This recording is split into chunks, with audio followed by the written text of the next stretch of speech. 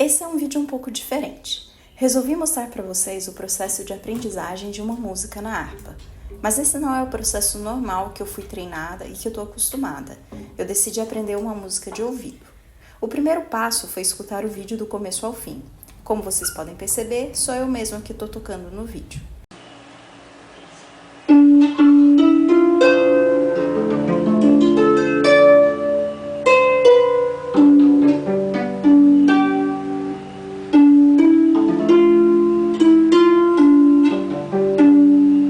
É que essa música, uma tune irlandesa chamada Women of Ireland, ou Mulheres da Irlanda, foi uma tune que eu aprendi a tocar 10 anos atrás. Eu tinha esquecido e queria reaprender. 10 anos é muito tempo e eu não lembrava nada da música.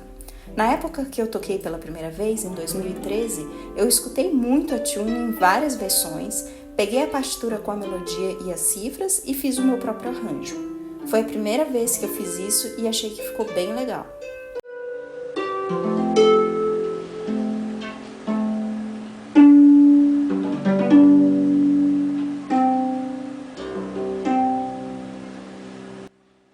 Na época, um amigo arpista escutou e gostou muito e me falou para escrever o arranjo.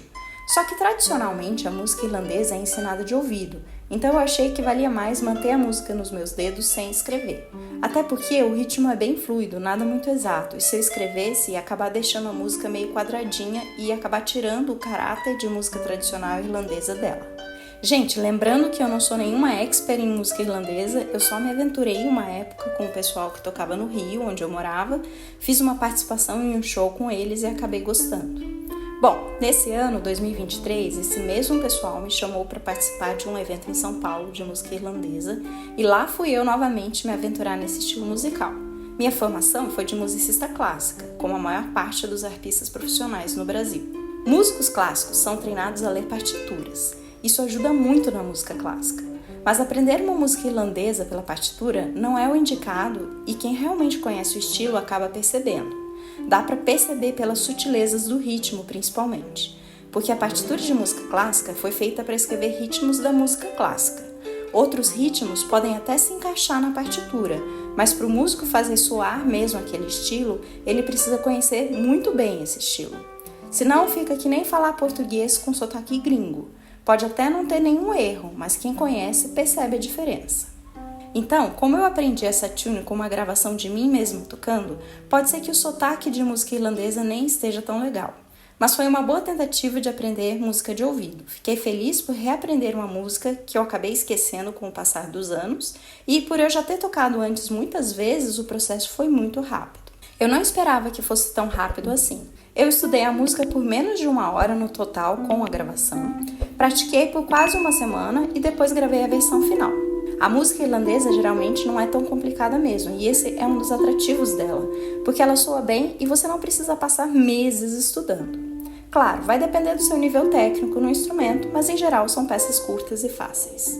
Aliás, eu gravei um vídeo só dessa tune e vou deixar aqui nos cards caso você queira escutar. Se você está gostando desse vídeo, já deixa o seu joinha. A primeira dificuldade que eu tive foi totalmente inesperada. A gravação que eu tinha parecia estar em Ré maior, pelas cordas que eu estava tocando, mas na hora que eu toquei na minha harpa, eu vi que ela soava um tom acima. Eu demorei um tempo para me lembrar que na época a minha harpa tinha rachado, e para diminuir a tensão das cordas, eu afinei um tom abaixo. Então, apesar de tocar as notas de Ré maior na gravação de 2013, ela soa Dó maior. Aí eu precisei decidir se eu mantinha o mesmo tom ou resolvia mudar para Dó maior. Fato é que eu não estava só aprendendo de ouvido, eu estava também olhando para as cordas na gravação para me ajudar. Então eu precisava escolher se eu ia transpor as cordas, ou seja, olhar para as cordas no vídeo e tocar outras cordas na minha harpa, ou se eu decidia transpor o som, ou seja, ouvir um som na gravação, tocar as mesmas cordas e ouvir outro som na minha harpa. No final, acabei decidindo manter o mesmo tom nas cordas e ter que fazer uma transposição do som na minha cabeça. Se você não é músico e não entendeu nada, não tem problema. Só imagine que deu uma bugada na minha cabeça inicialmente, mas depois fluiu. E talvez essa tenha sido a única dificuldade. Se não fosse isso, o processo teria sido ainda mais rápido.